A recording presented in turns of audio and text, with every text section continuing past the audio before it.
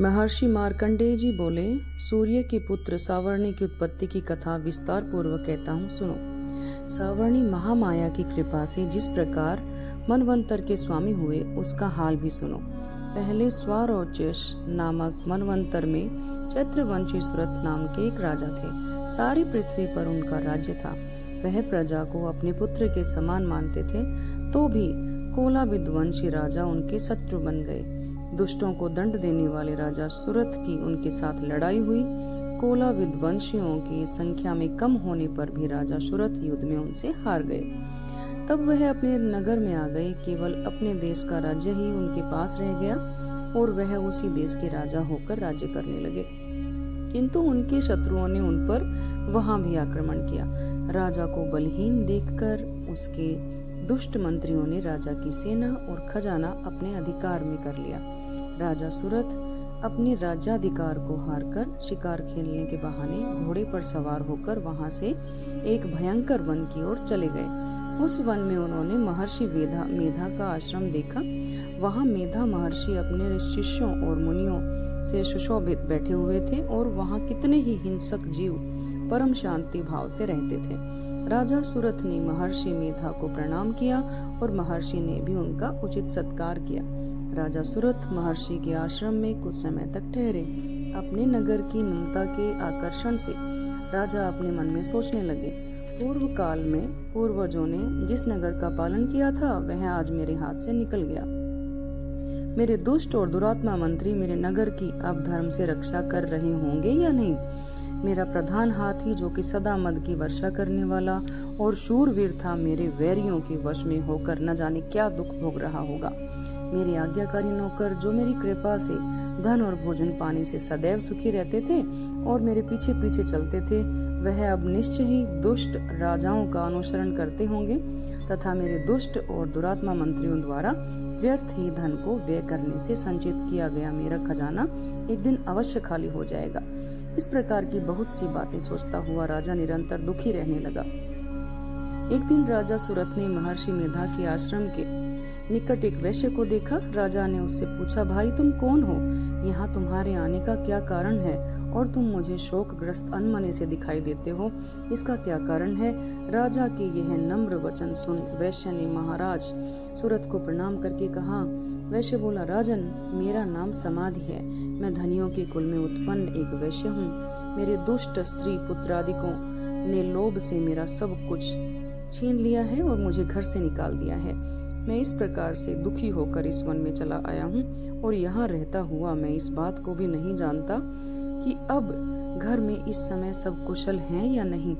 यहाँ मैं अपने परिवार का आचरण संबंधी कोई समाचार भी नहीं पा सकता कि वह घर में इस समय कुशल पूर्वक हैं या नहीं। मैं अपने पुत्रों के संबंध में यह भी नहीं जानता कि सदाचारी हैं या दुराचार में फंस गए हैं।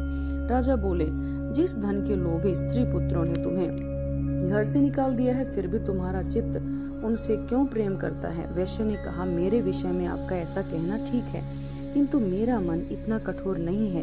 यद्यपि उन्होंने धन के लोभ में पड़कर पितृ स्नेह को त्याग कर मुझे घर से निकाल दिया है, तो भी मेरे मन में उनके लिए कठोरता नहीं आती। हे महामते, मेरा मन फिर भी उनमें क्यों फंस रहा है, इस बात को जानता हुआ भी मैं नहीं जान रहा। मेरा चित्त उनके लिए दुखी है। मैं उनके लिए लंबी लंबी सांसें ले रहा हूँ। उन लोगों ने प्रेम नाम को नहीं, फिर भी ऐसे निस्नेहों के लिए मेरा हृदय कठोर नहीं होता। महर्षि मार्कंडेय ने कहा, हे ब्राह्मण, इसके पश्चात महाराज सुरथ और वह वैश्य दोनों महर्षि मेधा के समीप गए और उनके साथ यथा योग्य न्याय संभाषण करके दोनों ने वार्ता आरंभ की। राजा बोले, हे भगवान, मैं आपसे एक बात पूछना चाहता हूँ, सो आप कृपा करके मुझे बताइए। मेरा मन मेरे अधीन नहीं है, इससे मैं बहुत दुखी हूँ। राज्य धनादिक की चिंता अभी तक मुझे बनी हुई है और मेरी यह ममता अज्ञानियों की तरह बढ़ती ही जा रही है। और यह समाधि नामक वैश्य भी अपने घर से अपमानित होकर आया है। इसके स्वजनों ने भी इसे त्याग दिया है। स्वजनों से त्यागा हुआ भी यह उनसे हार्दिक प्रेम रखता है। इस तरह हम दोनों ही दुखी हैं। हे महाभाग, उन लोगों के अवगुणों को देखकर भी हम दोनों के मन में उनके लिए ममता जनित आकर्षण उत्पन्न हो रहा है। हमारे ज्ञान रहते हुए भी ऐसा क्यों है? अज्ञानी मनुष्यों की तरह हम दोनों में यह मूर्खता क्यों है? महर्षि मेधा ने कहा, विषम मार्ग का ज्ञान सब जंतुओं को है। सबों के लिए विषय पृथक पृथक होते हैं। कुछ प्राणी दिन में नहीं देखते, कुछ रात को, परंतु कुछ जीव ऐसे हैं जो दिन और रात दोनों में देख सकते हैं। यह सत्य है कि मनुष्यों में ज्ञान प्रधान है, किंतु केवल मनुष्य ही ज्ञानी नहीं होता। पशु पक्षी आदि भी ज्ञान रखते हैं। जैसे यह पशु पक्षी ज्ञानी है, वैसे ही मनुष्यों का ज्ञान है, और जो ज्ञान मनुष्यों में है वैसे ही पशु पक्षियों में है, तथा अन्य बातें भी दोनों में एक जैसी पाई जाती हैं। ज्ञान होने पर भी इन पक्षियों की ओर देखो कि अपने भूख से पीड़ित बच्चों की चोंचों में कितने प्रेम से अन्न के दाने डालते हैं। हे राजन, ऐसा ही प्रेम मनुष्य में अपनी संतान के प्रति पाया जाता है। लोभ के कारण अपने उपकार का बदला पाने के लिए मनुष्य पुत्रों की इच्छा करते हैं और इस प्रकार मोह के गड्ढे में गिरा देते हैं। भगवान श्री हरि की जो माया है, उसी से संसार मोहित हो रहा है। इसमें आश्चर्य की कोई बात नहीं, क्योंकि वह भगवान विष्णु की योग निद्रा है। यह माया ही तो है जिसके कारण संसार मोह में जकड़ा हुआ है। यही महामाया भगवती देवी ज्ञानियों के चित्त को बलपूर्वक खींचकर मोह में डाल देती है, और उसी के द्वारा संपूर्ण जगत की उत्पत्ति होती है। यही भगवती देवी प्रसन्न होकर मनुष्य को मुक्ति प्रदान करती है। यही संसार के बंधन का कारण है और संपूर्ण ईश्वरों की भी स्वामिनी है।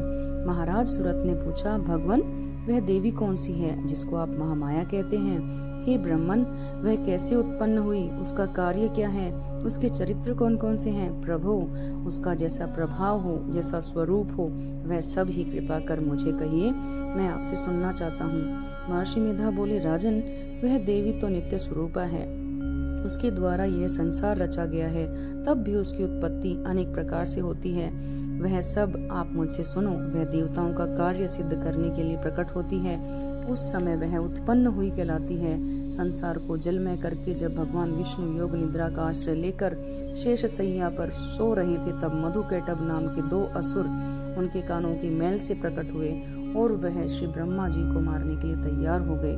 श्री ब्रह्मा जी ने जब उन दोनों को अपनी ओर आते देखा और यह भी देखा कि भगवान विष्णु योग निद्रा का आश्रय लेकर सो रहे हैं, तो वह उस समय श्री भगवान के जागने के लिए उनके नेत्रों में निवास करने वाली योग निद्रा की स्तुति करने लगे। श्री ब्रह्मा जी ने कहा, हे देवी, तुम ही स्वधा, तुम ही स्वाहा, तुम ही वषटकार हो, स्वर भी तुम्हारा ही स्वरूप है। तुम ही जीवन देने वाली सुधा हो। नित्य अक्षर प्रणव में अकार, उकार, मकार, इन तीनों में माताओं के रूप में तुम ही स्थित हो। इसके अतिरिक्त जो बिंदुपत अर्ध मात्रा है, जिसका कि विशेष रूप से उच्चारण नहीं किया जाता है, हे देवी, वह भी तुम ही हो। हे देवी, संध्या, सावित्री, परम जननी तुम ही हो। तुम इस विश्व को धारण करने वाली हो। तुमने ही इस जगत की रचना की है। तुम ही इस जगत का पालन करने वाली हो। तुम ही कल्प के अंत में सबको भक्षण करने वाली हो। देवी, जगत की उत्पत्ति के समय तुम सृष्टि स्वरूपा हो, पालन काल में स्थित रूपा हो, कल्प के अंत में संहार रूप धारण कर लेती हो। तुम ही महाविद्या, महामाया, महामेधा, महारात्रि और महामोहरात्रि हो। श्री ईश्वरी और बोध स्वरूपा बुद्धि भी तुम ही हो। लज्जा, पुष्टि, तुष्टि, शांति, क्षमा भी तुम ही हो। तुम खड्ग धारिणी, शूल धारिणी, घोर रूपा तथा गदा, चक्र, शंख, धनुष के धारण करने वाली हो। बाण, भुषुंडी और परिघ, यह भी तुम्हारे ही अस्त्र हैं। तुम सौम्य और सौम्यतर हो। यही नहीं, बल्कि जितने भी सौम्य और सुंदर वस्तुएं इस संसार में हैं, उन सब से बढ़कर सुंदर तुम हो। पर और अपर, सबसे पर रहने वाली सुंदर तुम ही हो। हे सर्व स्वरूपे देवी, जो भी सत असत पदार्थ हैं और उनमें जो शक्ति है, वह तुम ही हो। ऐसी अवस्था में भला तुम्हारी स्तुति कौन कर सकता है? इस संसार की सृष्टि, पालन और संहार करने वाले जो भगवान हैं, उनको भी जब तुमने निद्रा के वशीभूत कर दिया है, तो फिर तुम्हारी स्तुति कौन कर सकता है? मुझे, भगवान विष्णु और भगवान शंकर को शरीर धारण कराने वाली तुम ही हो। तुम्हारी स्तुति करने की शक्ति किसमें है? हे देवी, तुम तो अपने उन उदार प्रभावों के कारण ही प्रशंसनीय हो।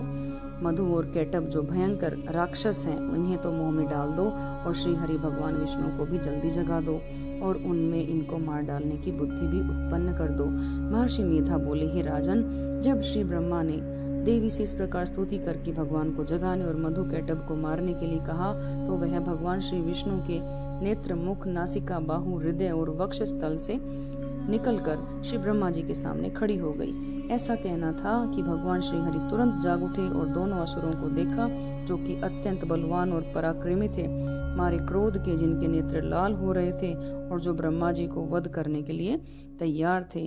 तब क्रुद्ध होकर उन दोनों को दुरात्मा असुरों के साथ भगवान श्री हरि पूरी 5000 वर्ष तक लड़ते रहे। एक तो वह अत्यंत बलवान और पराक्रमी थे, दूसरे महामाया ने भी उन्हें मोह में डाल रखा था।